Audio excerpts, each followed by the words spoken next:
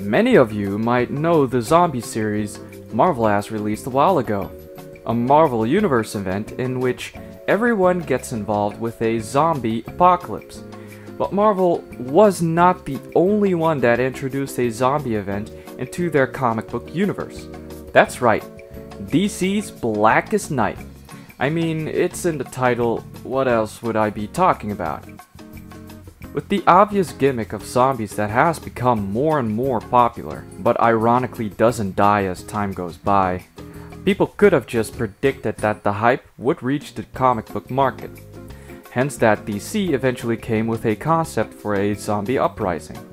Now most of the time it would involve with a zombie takeover that has been caused by this virus that can't be stopped until it has taken over the entire planet. And Blackest Night does conform to the zombie apocalypse formula, except that they have tried to create a fitting origin and continuation for this event to make it fit into the DC Universe's logic. It all starts out with the Green Lantern storyline.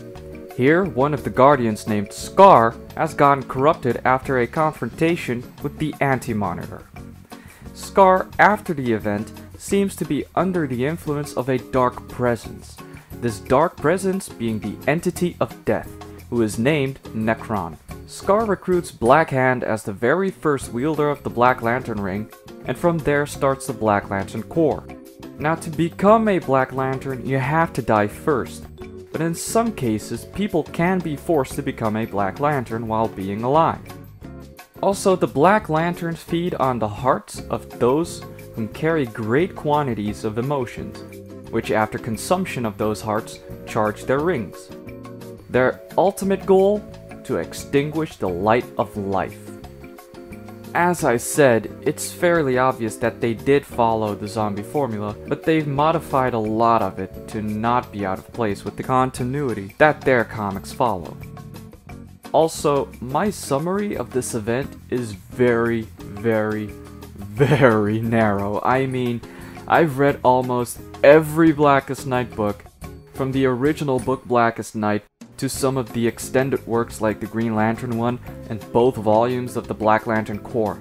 And I have to say that even though the basic story progresses as every typical zombie movie that has come before it, the books still touch upon many individual subjects, like Hal Jordan has this kind of personal dispute of feeling responsible for the death of Batman and feeling that he can't do any good whilst being a Green Lantern. Or members of the Teen Titans like Beast Boy and Donna Troy get to face the horrors of their past. But if I were to give this event any critique, it would have to be about how, whilst being really powerful and able to force anything to become a Black Lantern, the Black Lantern Corps still feels a bit incompetent. I mean, they can force you to be one of them, and their rings are almost unstoppable.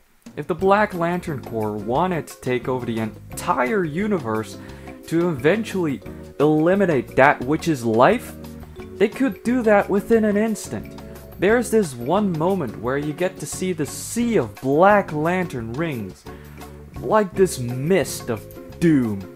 Just point them in the right frickin' direction, like overpower everyone by numbers, not one ring per person at a time. But that would mean that the comic books would be over in just a few pages, so I can understand that. But to be fair, they do show some sweet moments where some of the Guardians get killed. That made my purchases totally worth it. Seriously, fuck those guys.